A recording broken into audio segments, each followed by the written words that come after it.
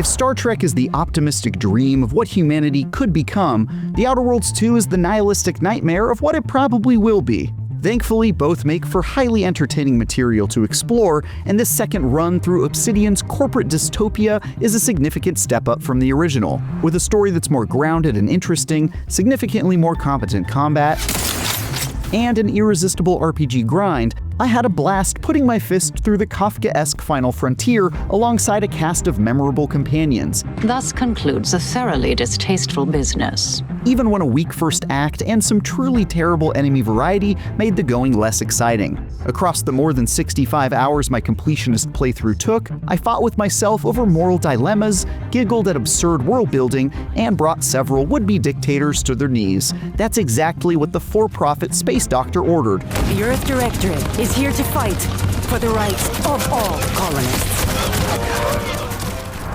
The Outer Worlds 2 is a good old-fashioned single-player open-world RPG in the same vein as Dragon Age, Fallout, and Avowed. As a follow-up to 2019's The Outer Worlds and a sorta kinda follow-up to 2010's Fallout New Vegas, Obsidian is at it again with a very similar blueprint here.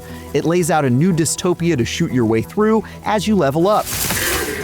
Grab every piece of loot within reach, and solve all the galaxy's long-standing problems in no time at all. It's not the most novel concept, to be sure, but it's one I love that we simply don't get enough of, and it's pulled off better than the vast majority of recent attempts. This sequel returns to a wonderfully satirical alternate reality where unfettered capitalism has conquered the stars to turn majestic celestial bodies into tacky outdoor strip malls.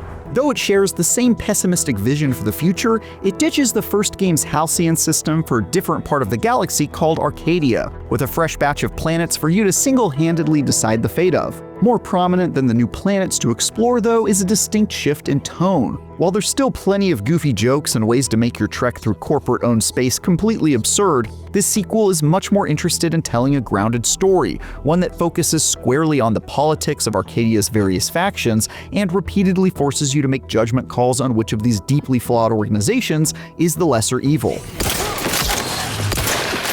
That bet on more serious topics and the delicate balance of warring political entities is one that pays off, and I found myself genuinely torn by who to side with and even frustrated by my inability to appeal to the better angels of these selfish, power-hungry monsters, which is exactly what I look for in these kinds of make-your-mark-on-the-world games. This war zone is not your playground.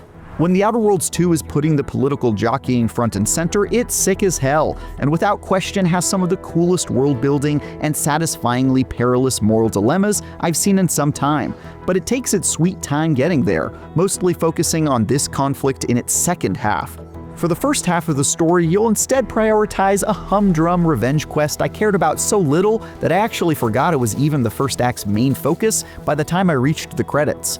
In fairness, they do use this early time to introduce you to the principal movers and shakers in Arcadia while you seek vengeance, which sets it up for a much stronger second act. But the first 20 hours or so felt like the main story was quite slow and unengaging. It does rally if you can hang in there for a bit, but I wish it was more consistent throughout. Much appreciated, Commander. Promise, I won't be making a habit of pulling skeletons out of my closet. One area that is much more consistent is the absolutely gripping RPG climb, which sunk its teeth into me from moment one with a near constant stream of interesting choices about who my character was and how in the heck he was going to be able to save the galaxy. With only 2 skill points earned per level to spend across 12 skills that make you good at everything from leadership to lockpicking, you've got some serious decisions to make about what you want to excel in. This becomes even more stressful once you take a look at the enormous list of perks, which can only be unlocked if you sufficiently bought into the relevant prerequisite skills. That includes things like the ability to pickpocket others, which only becomes available to those who have leveled up Sneak, or another perk that allows you to sell increasingly unbelievable lies as you improve your speech skill. You're only allowed to buy 15 of these bad boys before you hit the level cap of 30, so planning out your ideal spacefaring badass and making sure you've got the skills you need to get the job done becomes very compelling, and I found myself hungrily looking for enemies to kill and side quests to complete to feed my XP habit. But the best part of this power climb is how it manifests in unexpected ways in the form of flaws. The Outer Worlds 2 tracks the things your character does in search of certain trends, then provides opportunities for you to lean into those quirks by offering benefits that come at a cost. For example, if you tend to steal a lot, you might be offered the kleptomaniac flaw, which allows you to sell all your stolen goods for more money, but also makes your character steal things automatically from time to time, which can get you in quite a bit of trouble with the locals. Alternatively, if you skip through a lot of dialogue, you'll be offered the foot and mouth syndrome flaw, which gives you bonus XP, but forces you to choose all your dialogue options under a very short time limit before choosing an option for you randomly. Each of these has pretty massive implications on how you play and are irreversible, which can lead to all sorts of hilarious mistakes. Even when these choices went on to haunt me for the rest of my playthrough, I couldn't help but love them, and if anything, it made me excited for subsequent playthroughs where I could learn from the error of my ways and perhaps stumble across some new flaws to saddle myself with. Like its predecessor, you spend most of your time exploring the wild frontiers of untamed planets while staring down the barrel of a rifle and/or stabbing jugulars. And this is an area of significant improvement since the last time we were let loose in the setting. While the first Outer Worlds was mostly passable when it came to combat, this sequel manages to level up to generally enjoyable, with snappier gunplay, improved mobility that has you sliding and double jumping around, and most importantly, an arsenal of weapons that feels much better suited for the gloriously goofy sci-fi setting. I found so many weird and unexpected weapons with unique effects, like a stealthy shotgun that fires shots completely silently and instantly melts its target so bodies can't be found. And another weapon that started out weak but leveled up as I scored kills until it was an absolute beast, which also made me want to rewatch Solo Leveling. Not only that, but there are a ton of ways to customize your weapons and armor with loads of mods you can buy and craft. Those do things like reduce your damage output overall to gain explosive rounds, or better protect yourself against a certain elemental effect, and this is without me going into some of the truly bonkers and unique options that I won't spoil here. They really do a lot more to make your rewards for exploring and completing quests more interesting and befitting of the silly world around you, which makes all the difference in the world. The biggest letdown with combat is definitely the enemy variety, which usually features 2 or 3 types of wild animal on each world that you see way too much of for several hours at a time, alongside your standard humanoid enemies and a few robotic foes here and there. You'll encounter a whole hell of a lot of Raptidon creatures from the original, for example, and I found myself extremely sick of seeing them before I'd even left the first planet, much less by the time I entered the final stretch and was still running into them. It's pretty disappointing that in a galaxy filled with so much promise, there's practically no surprises in terms of the adversaries you face. Speaking of running around, The Outer Worlds 2 has 4 main destinations, each with their own particular vibe, usually dictated by whichever faction has controlling interest, from the monk-like temples hidden in the snow on Cloister to the busy backwaters in the jungles of Eden. Exploring each is a lot of fun as you kill stuff, learn about the world, recruit new members to your party, and feverishly check off every quest on the map. I felt like I was always finding someone interesting to talk to, or some loot just out of reach for me to puzzle through. All of that usually made for a good time, apart from the previously mentioned enemy repetition. Plus, The Outer Worlds 2 follows in the footsteps of Avowed with enemies that never respawn, meaning each map eventually empties out as a result of you killing them, which does make for a very feast and famine situation, though a great fast travel system at least limits how noticeable that becomes this time. Just like real life, a story-focused RPG is only as good as the companions who follow you around, judging your every decision, and this is one area where The Outer Worlds 2 most improves upon its predecessor. The 6 mostly memorable characters you befriend and travel alongside each stand as a representative of the respective organization from which they hail. For example, Tristan, a heavily armored brute, serves as the group's cop, eager to carry out his authoritarian government's twisted form of justice on pretty much everyone you meet. During our investigation, I gauged your trustworthiness and did not find it wanting. While Inez, an entrepreneurial combat medic, is constantly reminding you of the virtues of the so-called free market enterprises she grew up with. I put 2 and 2 together. Law, that was a bad morning. Like Mass Effect and Fallout before it, this tactic of making your party members serve as mouthpieces for each of the world's factions is incredibly effective. It both immediately makes each companion's worldview crystal clear and also helps you understand the powers at play and the philosophical disagreements that become pretty important for you to know as you start making decisions that massively alter the balance of power. You can't possibly be party to all this. Not with her vast misdeeds so readily apparent.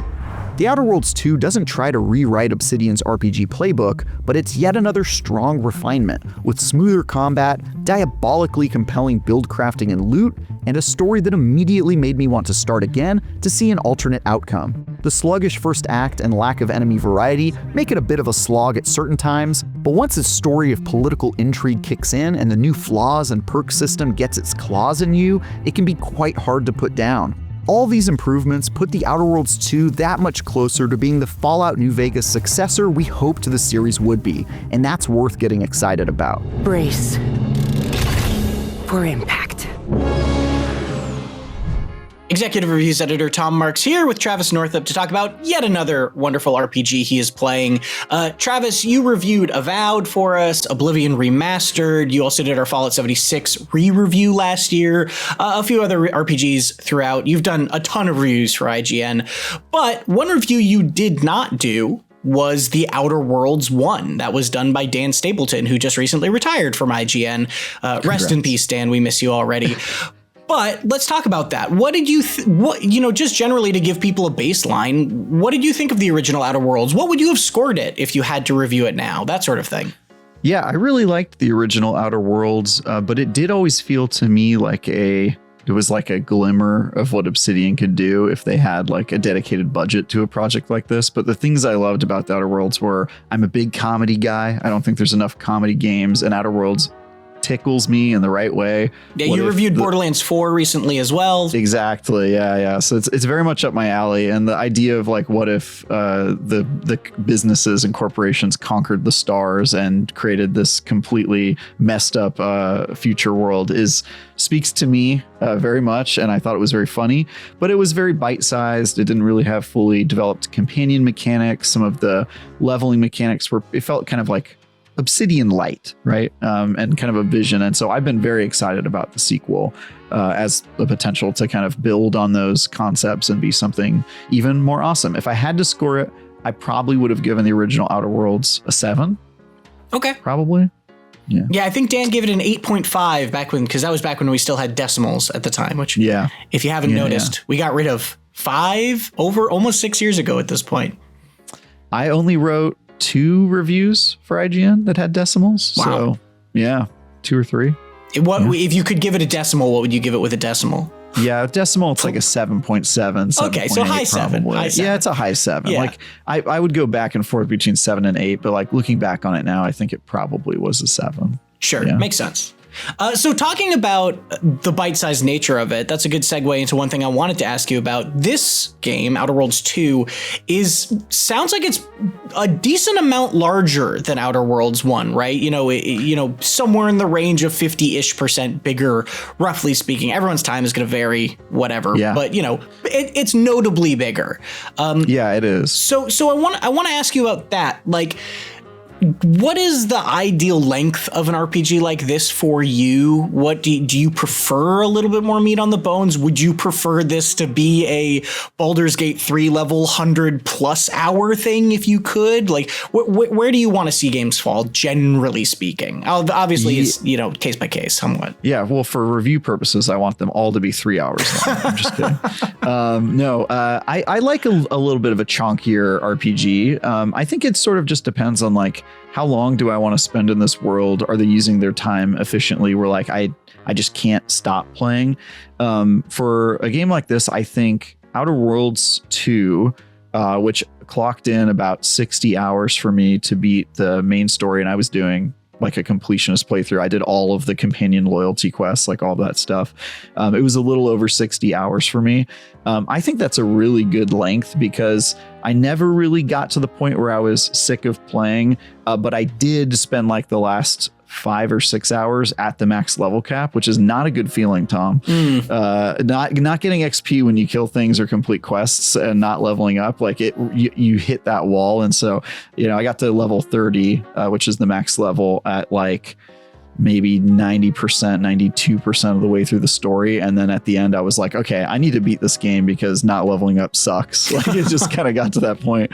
And if you do a completionist around this game, you will definitely hit the level cap before you see the end credits. So I think the treadmill, maybe if they made the level cap 40, I would have felt differently. It's kind of hard to say, but I think 50, 60 hours is a pretty good length. And it is substantially more than the first game, where I walked away from the first game like wanting more, like being like, this just wasn't quite enough.